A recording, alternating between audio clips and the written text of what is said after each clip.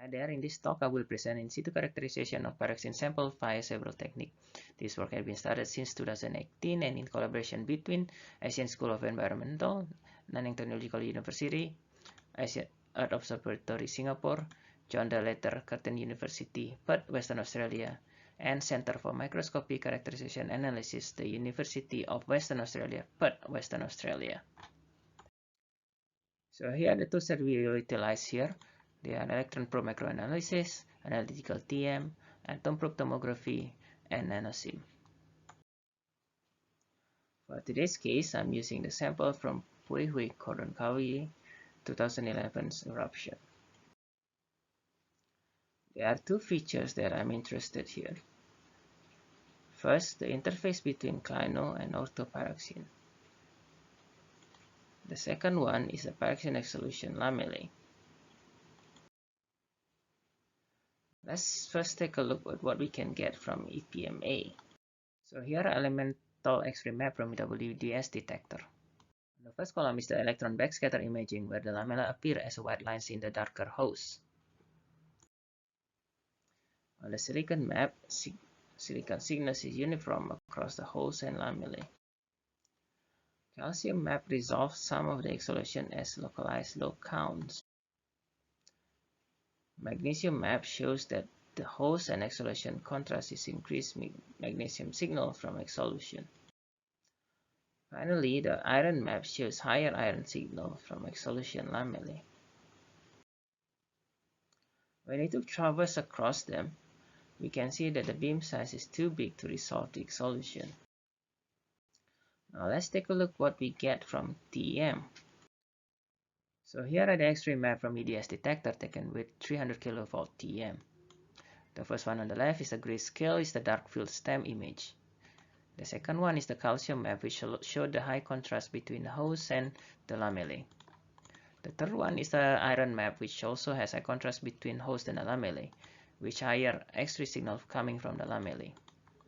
Finally, the magnesium map, which is not as contrasted as the first two.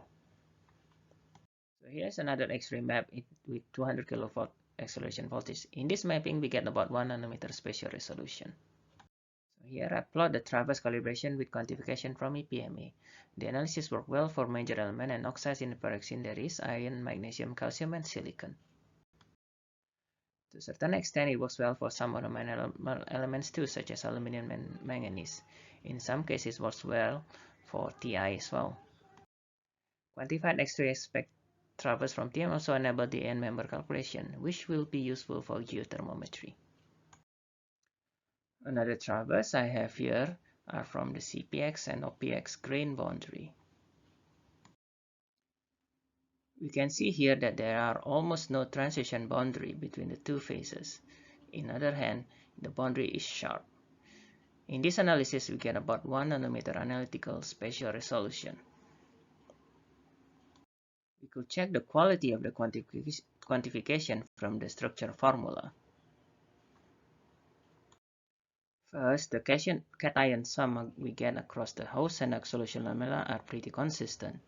Assuming 6 oxygen per formula unit, we get cation sum consistently around 4.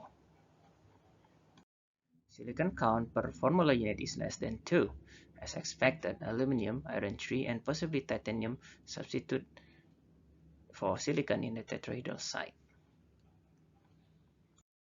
Aluminum does not show site occupancy preference across the host and exsolution lamellae. Similar thing for iron 3 as well, where occupancy seems to be shared almost equally between tetrahedral and octahedral site. Now let's go to the next tool, that is the NanoSims. So here are the results of NanoSim elemental mapping. The top left is the CPX and the bottom right is the OPX. We can see some matrix effect to the sputtering yield. For example, there are contrasts on the silicon signal between CPX and OPX, which I did not expect.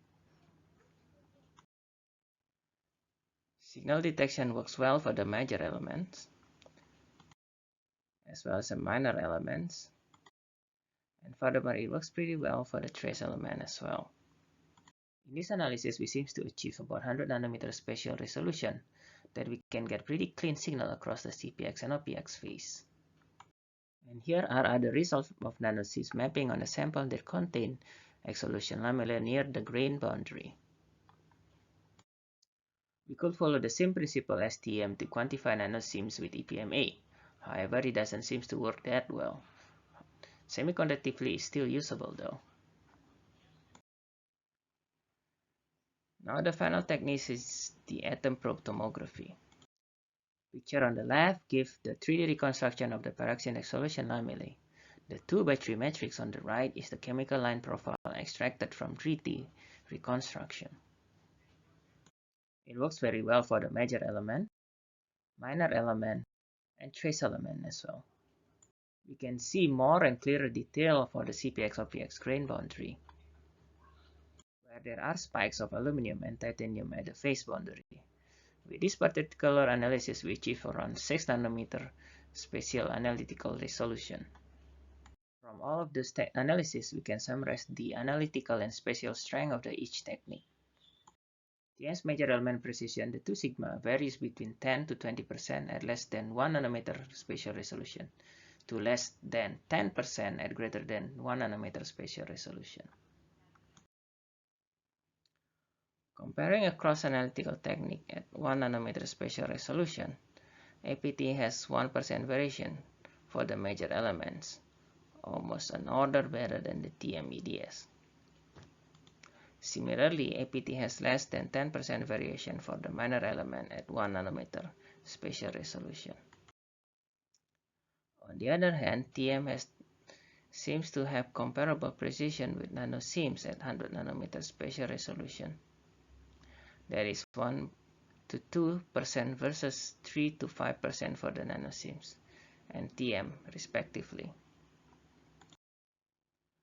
Both APT and nanosieves excellent precision of 10 to 20% for trace elements, such as titanium and sodium, even though they are different spatial resolution.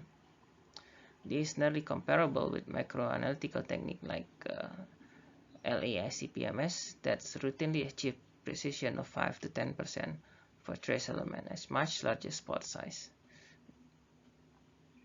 So what is the impact for thermochronometry? Spatial uncertainty rarely have been discussed. The error bar were mostly drawn on the compositional axis that represent the chemical composition uncertainty. At shorter profiles, spatial uncertainty contribute much more compared to chemical analytical resolution. In this case, on the 100 nanometer profile, with 20 nanometer spatial resolution, it almost doubled the timescale uncertainty. Short duration process is more sensitive to spatial resolution. For thermobarometric application, in most cases, evaluate major element equilibria of a coexisting phase. The full quantitative analysis gives much more consistent result. Increase in spatial resolution means we extract multiple compositional pairs that represent multiple stages of equilibration. Furthermore, with multiple techniques that able to access the nanometer scale chemical composition, we could deduce our CPX-OPX interface is aluminum and titanium stabilized semi-coherent interface. From TM, there is no measurable nanoscale interface zoning. There is no measurable interface thickness as well, which lead to suggestion the two phases might be coherent interface or at least semi-coherent interface.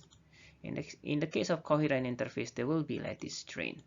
In the case of semi-coherent, lattice strain might be relaxed by stabilized or by formation of interface defect. APT results suggest that the substitution might help to stabilize the semi-coherent interface. Silicon tetrahedral were substituted by either aluminum, iron 3, or titanium. Deep in silicon profile are accompanied by spike in aluminum, titanium, and redshift of the iron profile. Semi-coherent boundary might facilitate faster element exchange between the two grains which reflect environment of those grain it was. Another finding that we found from accessing nanometer scale analysis is the exsolution lamellae formation. From the 3D reconstruction, we observed two jagged step features resulting from step growth mechanism. One of the step features we found near the tip of the needle, where it may remain of the layer by layer lamellae growth, while the other one in the bottom of the needle, a parallel step which possibly termination of the lamellae.